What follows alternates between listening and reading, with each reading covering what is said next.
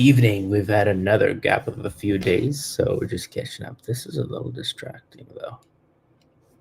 Maybe a different angle is better. Nope. No. Okay, whatever. Um, we're in Dallas for Bit Rock Boom, and very interesting experience. Maybe I was just lacking sleep, but um, well, let's acknowledge that when traveling,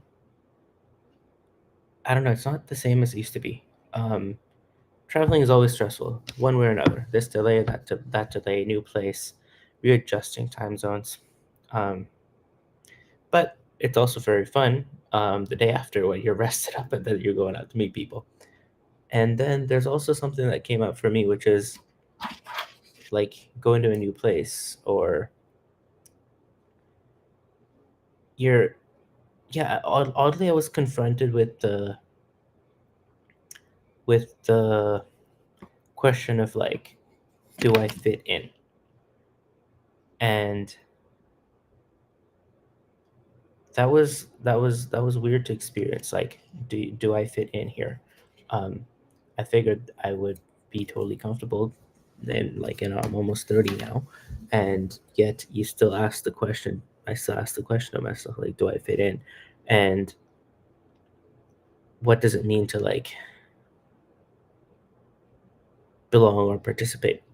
But I then went out on a walk just because I forgot something on the flight, um, and went to the local gas station to see if I can get a replacement. And along comes a random person. It's dark. It's the street lights are out, but he's like, "Hey, how are you?" I was like, "Oh, hi, how are you?" Um, Excuse me, but do you work here? I was like, "No, I just came here from Vancouver." And then it's like, "Oh, sorry, I was just wondering if I could park here or something if you worked here, and I heard there's going to be hail tonight." I was like, "Nope, don't know, but it was lovely seeing you." And then we chatted more, and then we just kind of chatted about like the hail and the weather and where he's from, and it was a nice random moment, and it made me remember that we're all just humans and everyone's trying to fit in, um and really that's all there is to it. I've also been practicing asking a lot more, and just like he just randomly asked me, and I said no, or I couldn't answer, and that's fine.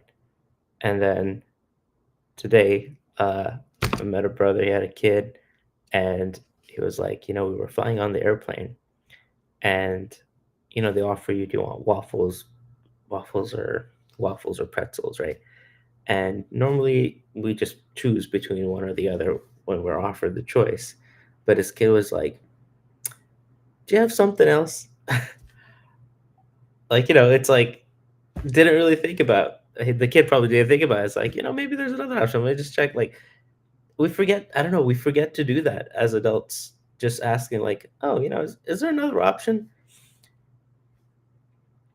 And I've been posting just stuff that come to mind on Twitter, but like, there's at least for me, I experience a lot of disconnect between, yeah, I experience a lot of disconnect, or I get stuck. Like, it's where do I get stuck? And I realized that there's two parts. There's decision making, which is binary. It's yes or no, and there is option creation, which is not binary. There's always more options, and option creations actually comes quite naturally to us, but decision making is hard, and it's a big part of like delegating, or just preserving energy, or just, I mean, I'm probably just talking out of my ass at this point, but I'm starting to see that delegation is probably more about option creation and just presenting those two options, kind of like how the kind of like how the air waitress gives you two options or three options, and they delegate the decision to you to make a choice.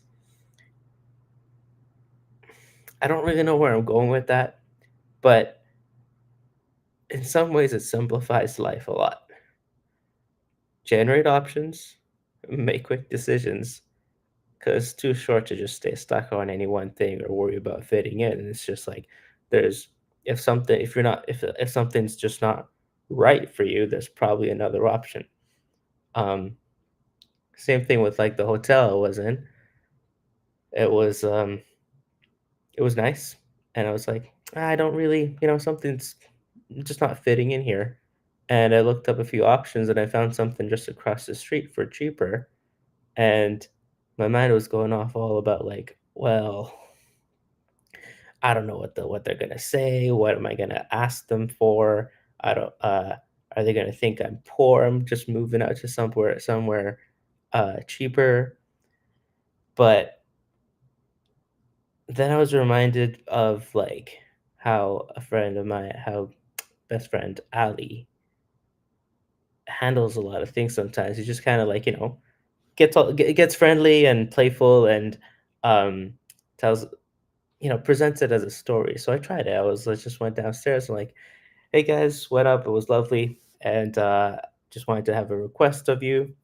I need to extend my stay, but probably not here. Want to stay within company budget, so longer for cheaper, something like that." And yeah, just always bigger in your own head than it actually is when asking others. When you ask, people can say no, but there's no harm in asking. Keeps coming up over and over again. How do you fit in? Just ask. Um, I'll break this off and I'll start a new topic. I have like actually a whole rant after this about tariffs because I see so much media about how the tariffs are bad and the stocks are going down. I don't think that's actually what's happening. Now, I've always had a very unconventional approach to economics, and I'll start with that. I'll start with that right after. So I'll break this episode. I'll start a new one right after this.